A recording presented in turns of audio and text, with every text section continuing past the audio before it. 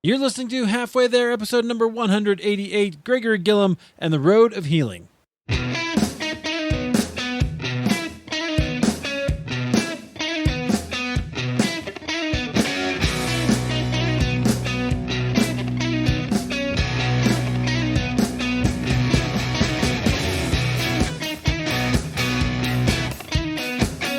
Hey friends, welcome to Halfway There. This is the show where we have honest conversations with ordinary Christians about today's Christian experience. I, of course, am your host, Eric Nevins. Thank you so much for being here, for downloading, for listening. I am so deeply grateful that you have, and I always take it seriously when I curate these conversations for you, because I know you're spending time, your valuable time listening. So thank you for doing that. Today, our guest, he is an author, and he's going to share with us a little bit about his book and his journey, is Gregory Gillam. Gregory, welcome to Halfway There. Thank you. I'm excited to be here.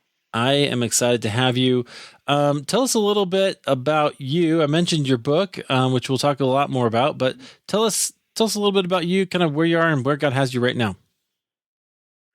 Well, I've had a full career as a fundraiser, fundraising for major gifts and buildings and capital projects. And about 2.5 years ago, I was diagnosed with pancreatic cancer, and I kind of went through that, and I'm now healed from that. And God just kind of changed my heart and turned me around and pointed me towards ministry. So I do all sorts of things now ministry related. I still do a lot of counseling and a lot of guest speaking and public speaking on not only that subject, but on depression and anxiety, which is what my book is about. And he has me traveling all over the place. So my wife and I, we travel in an RV and we go from state to state. And sometimes I pick up speaking engagements. Sometimes I'm doing things on the computer, and it's a wonderful life. And I was ordained about 2 years ago and licensed this last year as a pastor. And although I'm not a pastor of a church, I don't pastor a flock, but I consider it what I do. I consider myself a minister and ministering to people in need. Yeah, and you know what? There's something to be said for that. Being a pastor is not simply the guy at the church building down your street, right? Pastoring is a gift. Exactly. Yeah. Very good. Well, that's great. So I remember we talked about your professional fundraising career. That was pretty interesting. Maybe we'll brush through that a little bit as we go here. Sure. So you're traveling all over the place. Where are you from originally? I'm actually from Southern California. Okay. Spent 15 years living in Denver, Colorado, and that's where we're actually on our way to, your neck of the woods. Oh, yeah. We're actually in Winslow, Arizona right now, and talking to you from a truck stop parking lot. So pulled over in our RV and just, we're actually going to go up there and spend some time with my sister who lives in Littleton. Perfect. Well, the holidays. That's very good. Well, that's great. If you want to have coffee, let me know. We should do that. Hey, sounds great. I'll send you my link for that. So okay. Well, that's great. That's cool. So you get to travel around. You're from Southern California. What was that like? Was it, was it a Christian home? Was it not a Christian home? Was there a spiritual climate? You mean growing up? Growing up, yeah. Yes, it had always been a Christian home. I was saved at 5 years old when I went to vacation Bible school with my grandmother and grandfather. So they would take me to vacation Bible school every summer, and grew up in the church and grew up with Christian parents. And so my testimony is a little boring when it comes to that. I wasn't delivered from anything. And so it's always been a part of my life. It's always been a foundation. Well, but I think that's such a great story to have, right? Because I hear both ends of the spectrum, from people who find Jesus quite dramatically to those who just always knew him. But what I love about that is there's room for us to learn about him throughout that story. So tell us, how, as a kid, were you aware of God? Were you having, I know that you said you were saved at VBS, that's great. How how were you how did you interact with him, or where was he in your kind of orbit? He was always a part of my life. I think I learned from a very early age that he was the only constant, the only stable person in my life.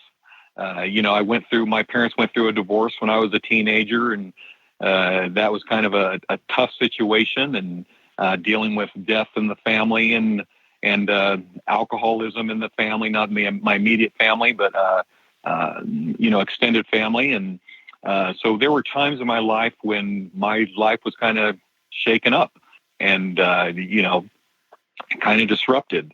And so Christ to me has always been that stable factor and that foundation, someone I could always turn to and rely on. So he has always been at the center. Yeah. What did it look like for him to be your center and your stability in the middle of some of that chaos? Do you have a story that kind of maybe gives us an insight into what that was like for you?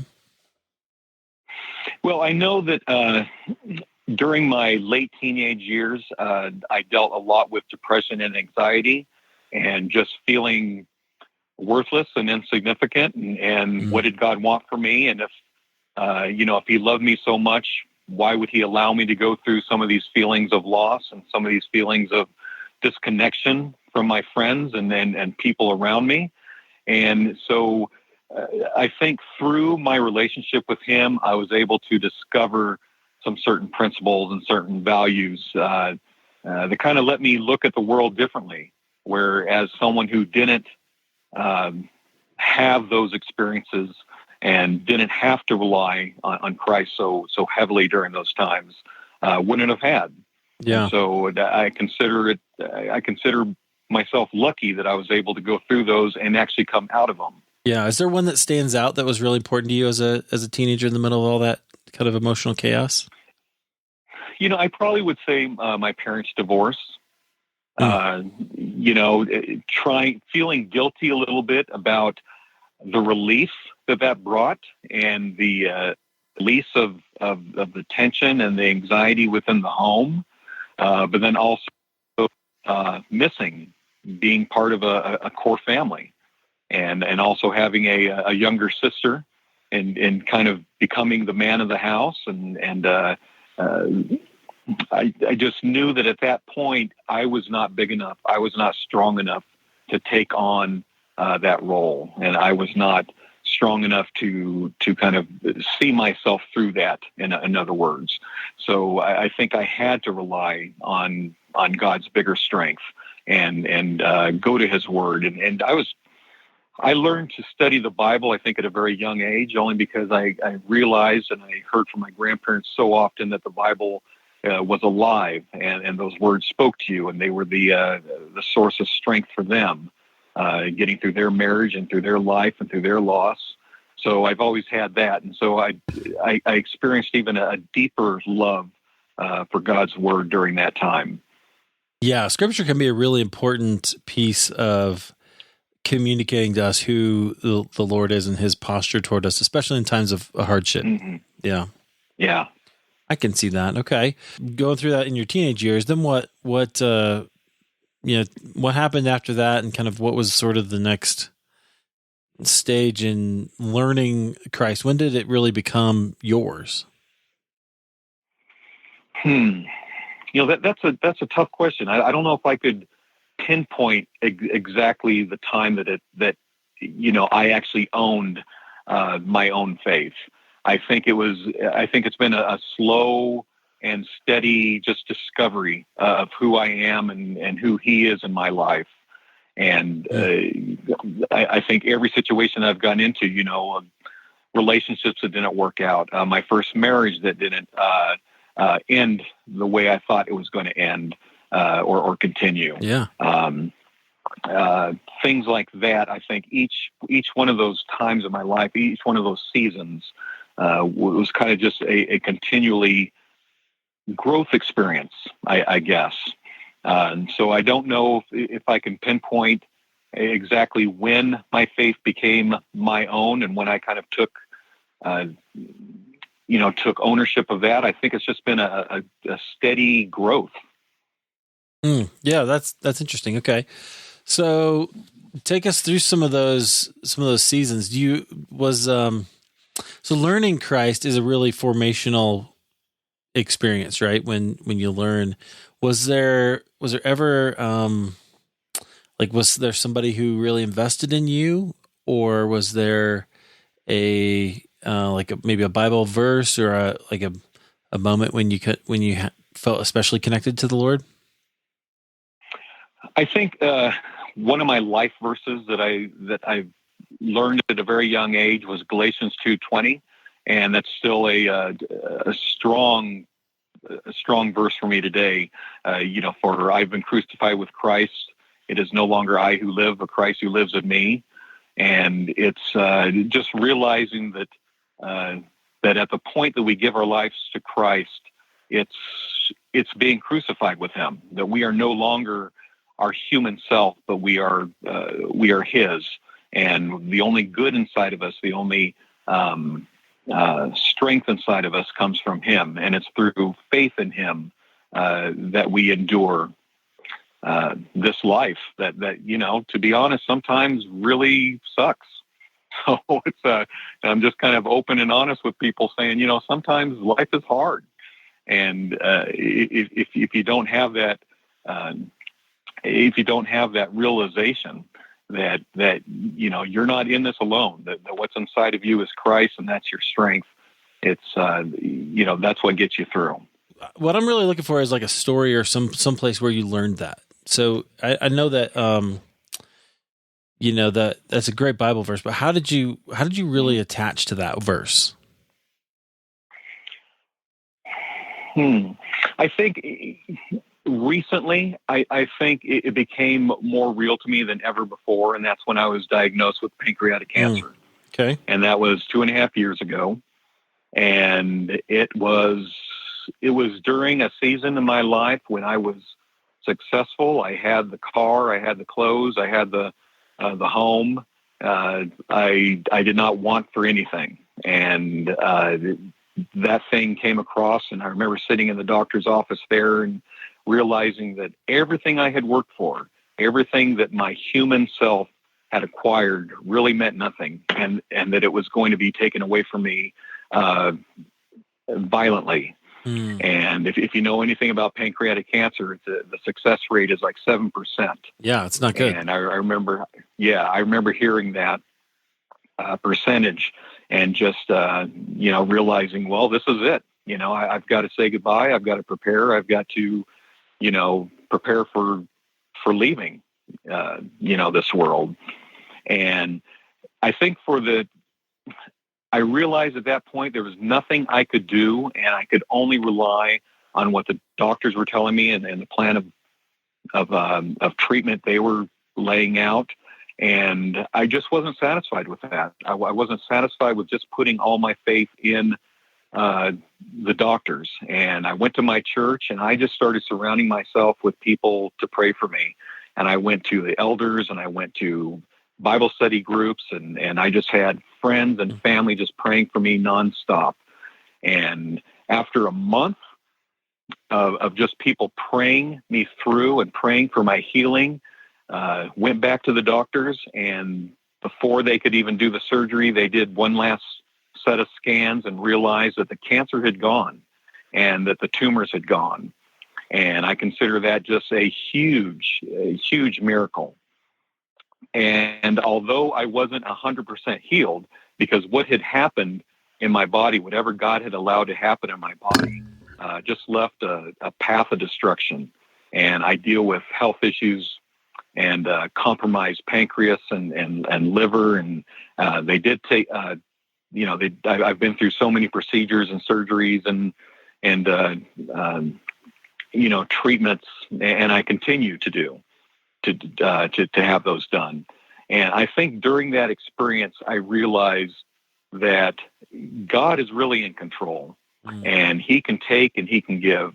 And even though you can be hit with something that's so devastating to where everyone around you is pretty much just giving up, that He can come in, and through the power of prayer and through the power of his people and his church and his family, he can provide healing. And I think through that, that's what kind of gave me, my second chance at life. Yeah. And so that Galatians 2:20 has meant more to me now than it has ever in my life. Yeah, that's really interesting. You said something, and I want to go back to this because it sets up the story you told us about getting pancreatic cancer. You said you had everything. Mm-hmm. You had anything you wanted because you had this career and you were really successful in fundraising. It sounded like, right? So tell us about that, and then kind of that feeling of what, having everything and maybe, I don't know, were you satisfied with life? What was that like? Tell us about that. I was extremely satisfied with life at that time. I mean, I was on.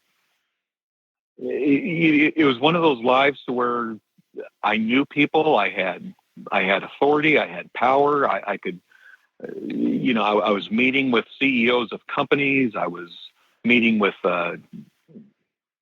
government officials, and I just had.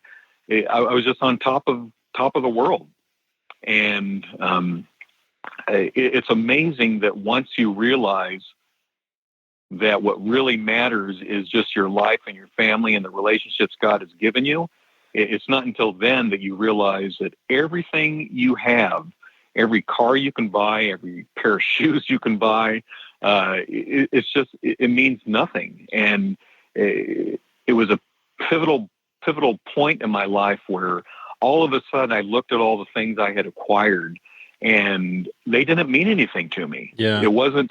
There was no desire there to have the bigger home or the nicer car or that the bigger vacation or the bigger paycheck. It just meant nothing to me. It sounds like at one time money did drive you. Oh, it sure did for years and years. Tell me about that. Like what was behind that, and where do you what did it look like? Just paint us that picture.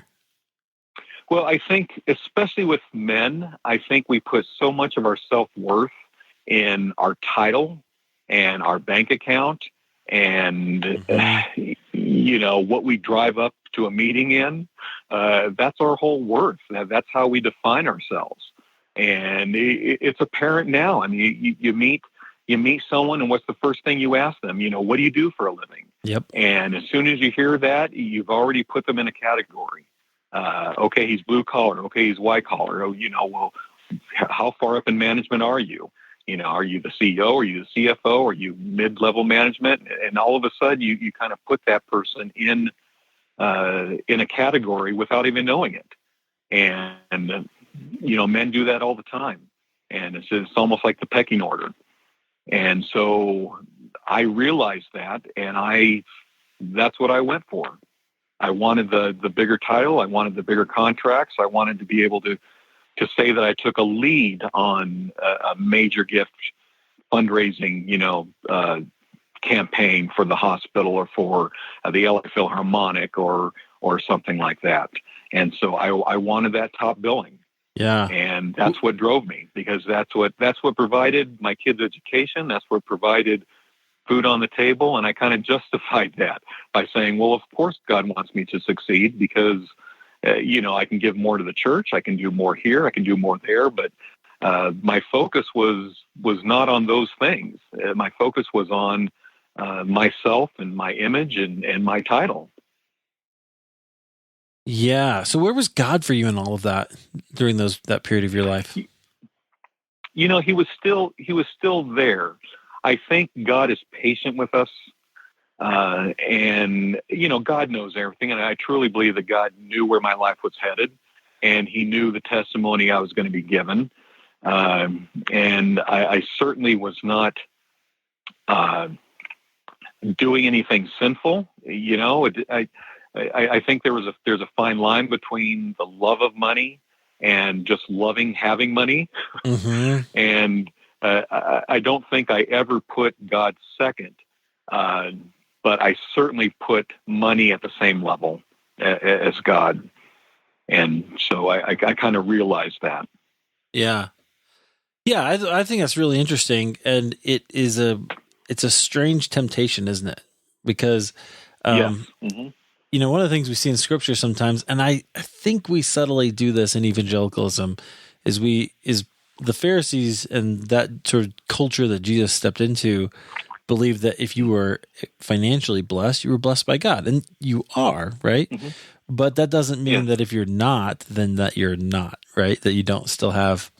Um, or that you've done something wrong, and they kind of made that assumption. We do that in all kinds of subtle ways, I think, that we're not even really aware of. Um, Mm. and I think that's an interesting perspective in your story of being. I love the way you put that. There's a fine line between loving money and just loving having money, right? Yeah. It's Yeah. it can lull you to sleep a little bit. So I'm wondering, did you feel that way, or did you later look back at that time and go, oh man, I was kind of coasting, or what was that? What was that like? Yeah. I don't feel bad about that part of my life. I Yeah, and I'm don't not think trying there to was say, anything wrong with it. Yeah. yeah, I'm not trying to say you And I should. don't think I was, yeah, but I can look back in times and I start thinking to myself, I could have worked that 8-hour day and spent more time with my kids or more time in service instead of doing those 12-hour days to make that extra money. And I think uh, the drive for me at that time, I think I took a lot of time that I could have been in service and I could have been ministering to other people. I took that time and I spent it, acquiring things. And although God let me do that, and although, he blessed me with it, God's not going to let you do something or get something that he doesn't approve of, especially if you're completely in his will. So, yeah, I look back and the only regrets I have are probably the hours that I spent where I could have spent in service that I spent, pursuing a career, Yeah, pursuing material items. yeah, which, like you said, is not a bad thing. It's just Right. it's a focus thing. So interesting. Hmm. Okay, so then you have this diagnosis. It sounds like you Hmm. turned pretty hard into the Lord in a way that maybe you hadn't before. Is that true? Or I think my faith was my faith was still there. I mean, my faith was. Uh, I guess if I would explain it, it would be more of I realized that I was 100% God's, and and for me to get through that, uh, money and material things were not going to help me. And even though the doctors had the wisdom and God, and I truly believe that God was going to guide them, in their understanding and their knowledge on how to treat me, I knew that I wasn't going to that I couldn't put my whole faith in that alone. mm, So I think what happened was it just kind of knocked my feet off the ground and just, took the ground out from under me. And I got to the point where I realized, okay, this is it. I mean, if I'm going to get through this, if I'm going to survive and live, it's going to be 100% God coming in, intervening, uh, you know, in my body and doing things miraculously. yeah, And so I spent just as before, as I understood, it took 100% to gain what I gained professionally. I also knew that it was going to take 100% of everything I had, to get over this. And that's what I did. And I think after all that, looking back, realizing what's important now to me at this time, that God is calling me to spend my time in service and ministering to people and sharing my testimony. And I don't think it's I don't think it's like all of a sudden I saw the light. I just think that God changed my heart and changed my mind and said, okay, this time in your life, you're going in this direction. yeah. How did he reveal that to you? He revealed it simply through me going back and realizing that the cancer and the tumors had disappeared, Mm, that they were gone. And at that point, I remember my doctor being so frustrated, throwing papers down on the counter, Wow. just not knowing really what had happened, and then she was on the phone talking to some techs, or are you sure you got these current Yeah. scans correct? Are you sure you did his, did you sure you did it with contrast or without or whatever, they were doing. And she was just really frustrated. And I remember her sitting next to me and just saying, Mr. Gillam, I don't know what happened here. But there's nothing we can do. I mean, there's no surgery you need. There's some damage there to your liver and your pancreas that you need to follow up with. But it's, you don't need to see me anymore because I'm a surgical oncologist, and you don't have cancer and you don't need surgery. Wow. So it's, I remember that time that's when it hit me. That's when I said, okay, there's something significant that happened here. There's something that God had done that no one else could do, especially me. Yeah. And I knew it was through prayer. I knew it was because I had a strong prayer force and prayer team praying for me. How did they feel when they heard the news? Oh, just ecstatic. Wow. It's, you have some people, I had a couple people really not believe that I was healed, and my reaction to them was, well, why were you praying for healing if you don't believe now that I'm healed? And I had people just, have the attitude of like, well, of course you're healed. We prayed for you. We prayed for this. And, and it's tough. It's tough because, there's people who are in my position now, who are being prayed for just as hard and just as long, and they aren't being healed, and they aren't experiencing this type of miracle. And, and when I'm asked that, well, why is my daughter not being healed? Or why isn't, my mother being healed? And I have no answer to that. It's like, well, it's God's hands. God is directing our lives, and he chooses people for different testimonies and different, different purposes. Yeah. The reality is there's no formula. And I think right. I've often said, it's easy to treat God like an ATM, right? To put in our faith card and punch in our PIN number of, Bible study and prayer and holy-ish living, and hope that the blessings will spit out. But it doesn't exactly work that way because God's not a machine. He's a person. And so when he chooses to heal, it's wonderful. And when he doesn't, there still has to be a spirit of submission to what does he want? What are you doing here? Yeah. That question is perhaps one of the most important questions we have to ask all the time. Yeah. Interesting. Yeah. And it's hard, right? Yeah. And, I look at certain people that I'm close to now who are dealing with just life-threatening, terrible cancer in their life, and just going on 2-3 years now of just continually receiving bad news and just things not working and hope being displaced. And I look at them and I see a ministry in what they're going through. And in some ways they are ministering to more people,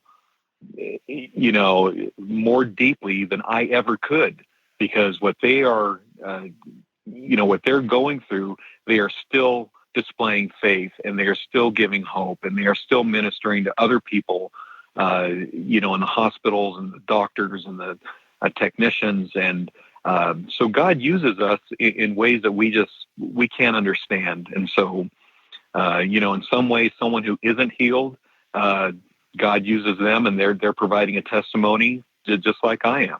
Yeah. Yeah, absolutely. And he's always working. I think that's really important. Okay. So then when you realized this, you said, okay, I got to make a shift. And so tell us how you started to do that from your previous career as a fundraiser to being a minister and traveling around. I don't know if it was irresponsible of me or not, but I made the switch just drastically and immediately.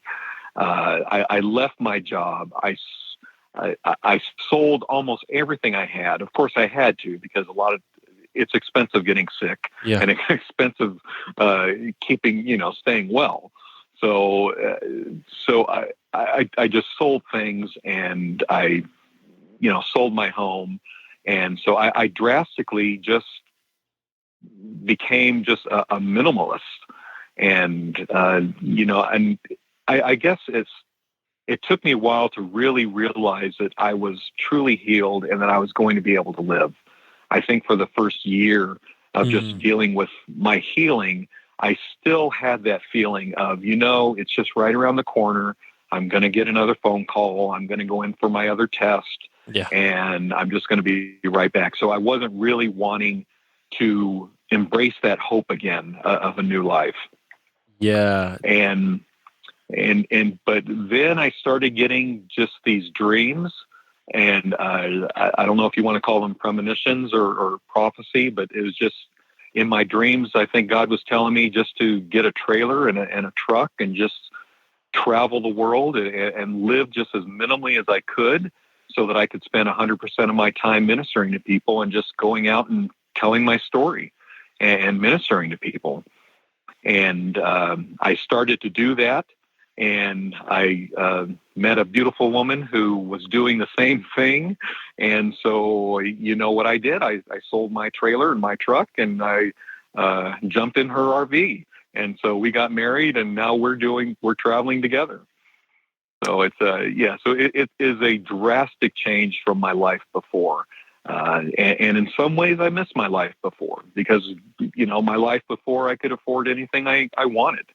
And, and I kind of miss the whole game that you would play corporately, and, the image and the prestige that comes with that type of lifestyle. But what he's given me now, and what he's providing me to live, and then how to live, is just beyond words. It really is. Yeah, interesting. You wrote this book, 30 Days, Emails from a Father to a Son Battling Depression. Tell us about that. Well, after, with me going through, of course, my just normal stuff, and then, of course, me going through my diagnosis, the anxiety and depression was just devastating. I mean, there were times even after my healing that I just could not even get out of bed, and just did not want to shave, did not want to shower, just wanting to just drift away and just die. And, part of my depression during that time was not fully understanding why God didn't take me. Was I not good enough to finally leave this world and go to someplace perfect with a perfect body and perfect health? So I was kind of dealing with that.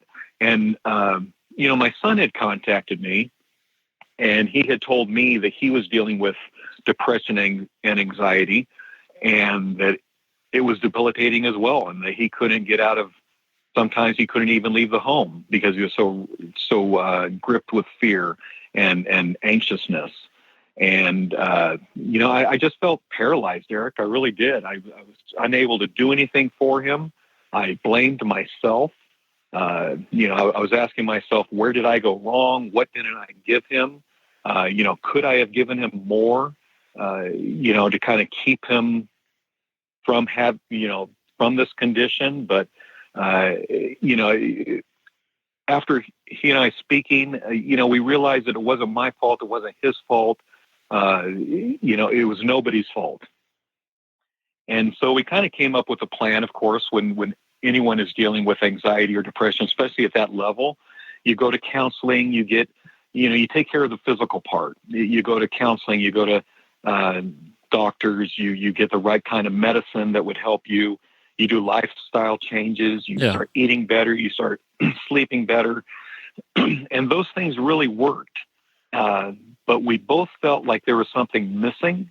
And I think it was because we were neglecting the spiritual component of this depression and anxiety. And I think a lot of times we think it's either or. You either go to the doctor and you have, you dismiss the spiritual, or you only do the spiritual part, and you through prayer and study, and you dismiss the medical part. Yeah, and we realized that you needed both. So we kind of came up with a plan, he and I, that we would spend 30 days studying and getting into the Bible and finding out what God wanted us to know about anxiety and depression. And I tell you, Eric, it was the most life-changing 30 days either one of us had ever experienced, because God just showed us some powerful lessons and truths through His Word on how to deal with depression and anxiety. Yeah. And what I would do is I'd get up every morning and I'd do kind of a devotional, and I'd just kind of let God lead me through some Bible study, and I would write it all down, and then I would email it to Him. And He would read the emails every morning, and then we would kind of discuss it in the afternoon, and we would do that every day for 30 days. Yeah. Okay. So give us some of those ideas and things that you discovered that helped as you were going through. Yeah. Well, we came up with, we learned a lot of different values, but the first thing we learned is that, God is for us.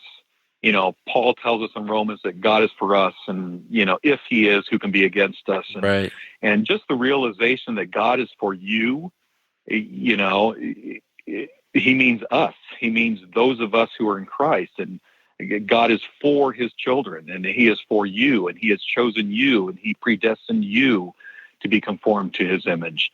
And it's just realizing that it's a personal relationship between God. Yeah, I think that is one of the huge insights that is sometimes overlooked and looked at with an interesting perspective. But because I think we sometimes think, well, some theologies will say that God can't stand you. There's that whole sinners and the hens of an angry God, right? Yeah. And I'm all for Jonathan Edwards. I greatest theologian America's ever produced. But he that whole idea is really, really damaging. Instead of saying, no, God is for you. He wants you to be with Him. That's the whole point of the cross, right? Is bringing you closer for an eternity. So, okay, well, that's a really good one. Did you have? Was there another one that you wanted to share? Yeah, after realizing that, we also had to realize that if He's for us, then that there's also the other side of the coin there. Then there's an enemy out there, and there's an enemy that prowls like a lion, ready to pounce on us and fill us with doubt and fear, but God is stronger than anything, any force that can be formed against us, and even on the enemy's best days, he wasn't able to destroy any of us, even on our worst days. And I remember a quote that I once saw on Facebook, and I shared it with my son. It's like, we have survived 100% of our worst days, which is kind of a, my mantra.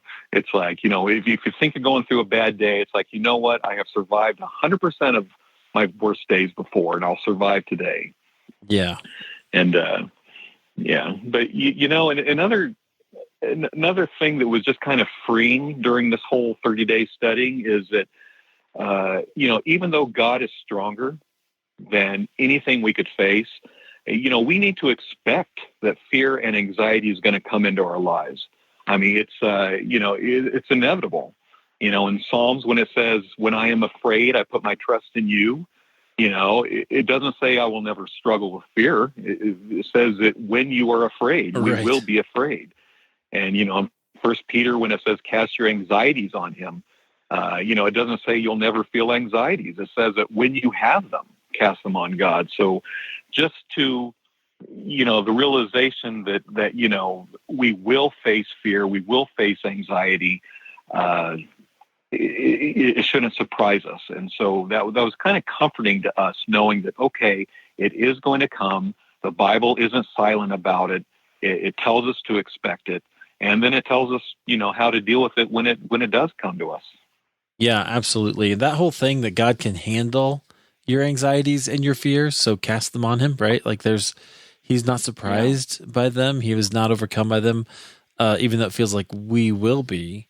I think is a really powerful thing. It says that we're not sinful for having them, right? And I think right. Yeah, it's not something we did wrong. It's not because of our lack of faith or because of our lack of, hope. It's just part of life. Yeah, 100%. Wow. So that's really good. Okay, so people can grab that book. It's called 30 Days Emails from a Father to a Son Battling Depression, and they can get it on Amazon. Is it anywhere else that they can grab it? You can actually get it from my website as well. Oh, we have a PDF version and also a Kindle version available, and that's at livingmystory.com. Perfect. That's good. So I will also include links, as always, my friends, to those two places at halfwaytherepodcast.com. Gregory, I appreciate you sharing some of your stories. Is there anything you want to leave us with? Just what I'd like to do is I'd like to leave you with the prayer that I pray for my son. One of the things that that I got from this 30 days with my son is how to pray for him. And I think we all have people we love who are battling this depression and anxiety. And a lot of times we feel just kind of lost on, well, how do I pray for them? How do I support them? And if I can, I'd like to share with you the prayer that I actually pray for my son quite often. That'd be great. And okay. And I use an acronym, FREE, FREE, but I ask God that he frees my son every day. And that stands for find him, rescue him, embrace him, and encourage him. And first of all, to find him where he is, going to the darkest corners and to the farthest places, and wherever he is hiding or lost or just needing direction, I ask God to find him. And then I ask God to rescue him, to pull him quickly out of depression and anxiety, and boldly with power and strength to yank him from anything that might have a hold on him. I ask God to embrace him, to pull him close to his chest, hold him tight until his heartbeat matches his, to protect him and provide a refuge from his pain and hurt. And then I finally ask God to encourage him. And when he is ready, to encourage him. And when he feels you resting on him, encourage him. When he knows and hears your voice within him, encourage him. Encourage him to face another day. Encourage him to lean on your strength, stand tall and with confidence, and do not work, and to do the work that he has prepared ahead of him. And I think we dismiss the power of prayer, that we have the ability to boldly come before God, because Christ gives us that authority. He says, come to God in my name and ask for things. And I think we need to realize that we can do that for our loved ones. We can stand in the gap and stand in an intercessory prayer type stance between them and God. And so, yeah, intercession is super powerful and very valuable. Mm-hmm. That's great. Mm-hmm. Wow, that's a great little framework. Thanks for sharing that. I appreciate it. Mm-hmm. And so again, friends, you can find links to Gregory's website and book all at halfwaytherepodcast.com. Gregory, thanks for being here and sharing a little bit of your story. I appreciate it. Thank you. I appreciate it.